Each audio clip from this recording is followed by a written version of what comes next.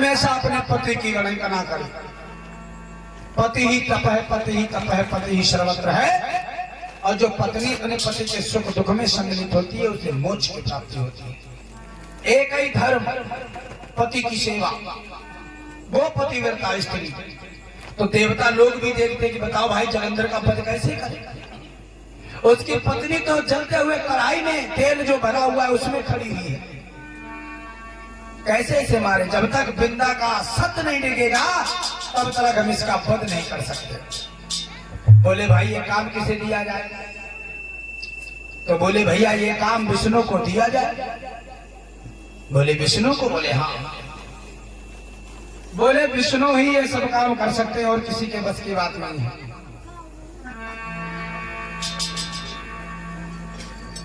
क्योंकि भगवान विष्णु ही छल में रूप बदल लेते हैं और हर भाव से समझ लेते, इसलिए विष्णु को ये कार्य सौंपा जाए। जब ही अमित देवन दुख पाए, विष्णु जलंधर बनिता आए। जब देवताओं ने बड़ी विनय की, बड़ी करुण भाव से कहा कि हे भगवान आपके ही हाथ में संसार की नैया है, आप ऐसा करो हम पर ये जो कष्ट है उसको दूर करो। दीन दयाल बिरद संहारी, हरो नाथ मम संकट भारी।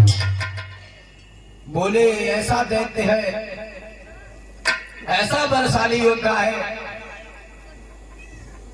जो हम लोग बड़े पीड़ित हैं। अब इसे मोक्ष की प्राप्ति के लिए भगवान आपको ही आगे कदम उठाना पड़ेगा। तो भगवान विष्णु कहने लगे ठीक है जैसी तुम्हारी इच्छा,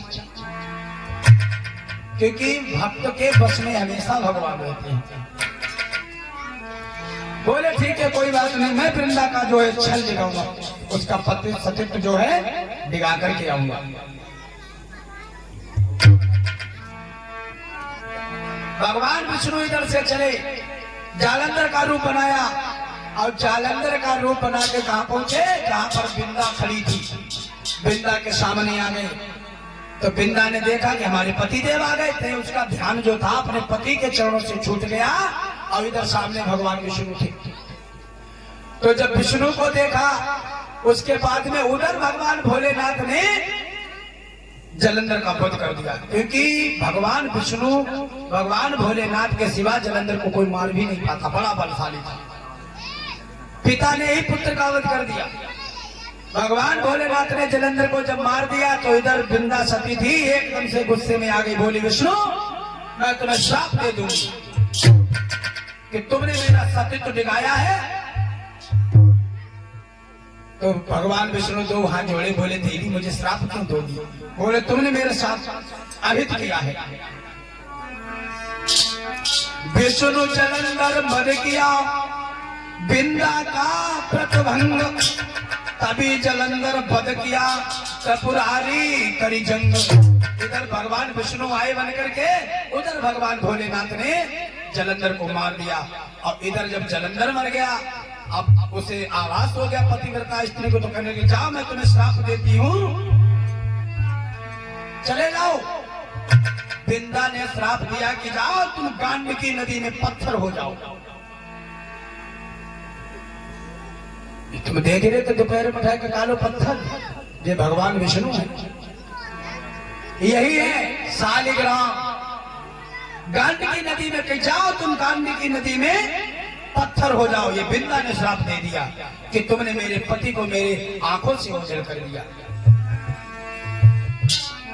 कि जिय बिनुते विष्णु तुमने मुझे इतना दारुण दुख दिया है, क्योंकि स्त्री के लिए विधवा रणापा का दुख इससे बड़ा संसार में कोई दुख नहीं है। जिय बिनुते नदी बिन पारी, और तैसे नाथ पुरुष बिन नारी।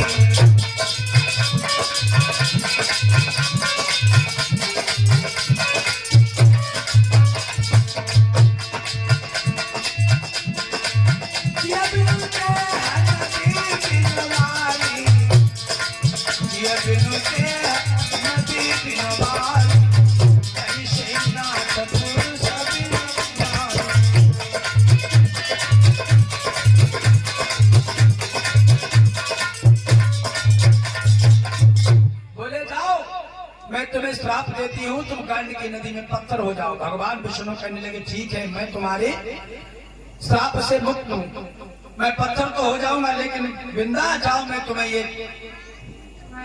वरदान देता हूँ। भगवान विष्णु ने कहा, बोले जाओ, मैं तुम्हें ये वरदान देता हूँ कि जब तक तुम मेरे पास नहीं होगी, मेरा भोग नहीं लगेगा। बिंदा ही तुलसी बनी, जो ये तुलसी दल है ना, बिंदा ही तुलसी बनी।